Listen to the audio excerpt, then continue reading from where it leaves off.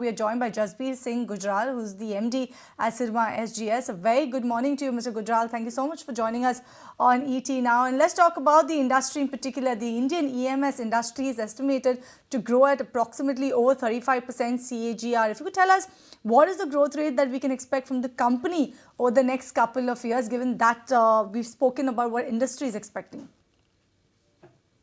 You see, actually, in India, manufacturing for the first time has taken center stage.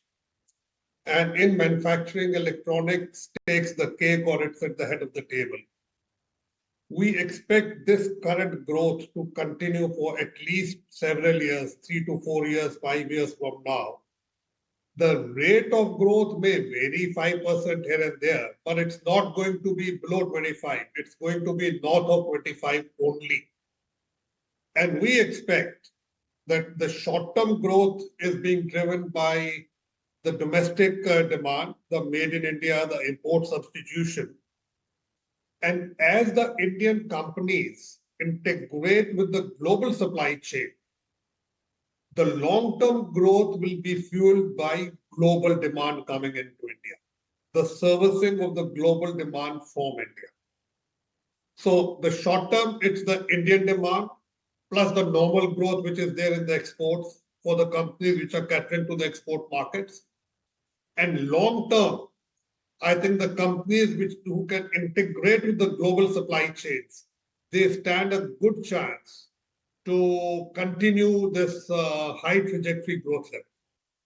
Right, just to add on that then, so what's the growth rate that we can expect for the company? Could I safely say north of 40% or any of the levels closer to that?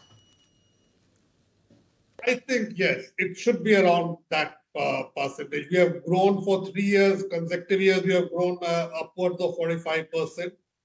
And we expect the coming year also we should be growing at a same trajectory of 45% plus. And as I said earlier, 26 onwards, 25, 26 onwards, once the companies get integrated into the global supply chains, the growth momentum should be maintained. We are very confident of that. Right. So if you could tell us which segments will lead the growth for your company going ahead for the next couple of years. In particular, I'm talking about not for the industry, but for Syrma SGS. Main pillars of the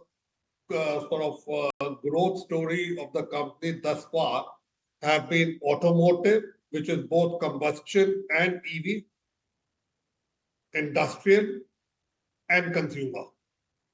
These three verticals will continue to lead the pack in terms of growth rates. And the new verticals where the company has recently entered, like railways, so the absolute figures may be small, they will also grow. And one major growth area in the coming years would be the healthcare. Healthcare currently is a small portion of our revenues. It would be less than 10% of our revenues. Going forward, we believe it would cross the double-digit figure. Right. If you tell us how is the volume and the growth in the high-margin industrials, medical devices, magnetics, as well as in the telecom segment? There's a secular growth in the order intake and the verticals of the growth, as I've already said. The margin profile of each vertical is different. Healthcare leads the pack with RFID, then comes the exports, then comes the industrial, followed by automotive, and followed by consumer. Consumer is at the lower end of the table. So as the company grows, the margin profile will also get stabilized because in the initial year when the growth levels are very high, there's always a change in the mix of the various verticals, but they tend to stabilize over a period of time. Let's take a dive look then when it comes to your company's numbers or financials. And when we look at the EBITDA margin over the last couple of years, there's actually been a decline in your EBITDA margins level over the years. If you tell us what are the margin levels that you are looking to maintain in FY26 and beyond going ahead? The stable margin profile on a long-term basis should be 7.5 to 8. In the short term, it could be 7 to 7.5. Now, upwards of 8 would be a function of how much of my design and development efforts, which have long gestation period, bear fruit. As exports will get increased proportion of our revenues once, as I was saying, the companies integrate to the global supply chains.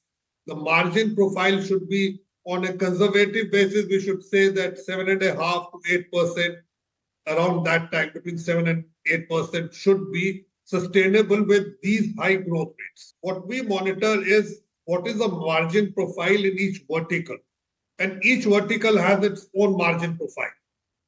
And there we don't see significant pressure. Pressures are always there, but there's no significant pressure that we are seeing a huge depreciation in margins in verticals.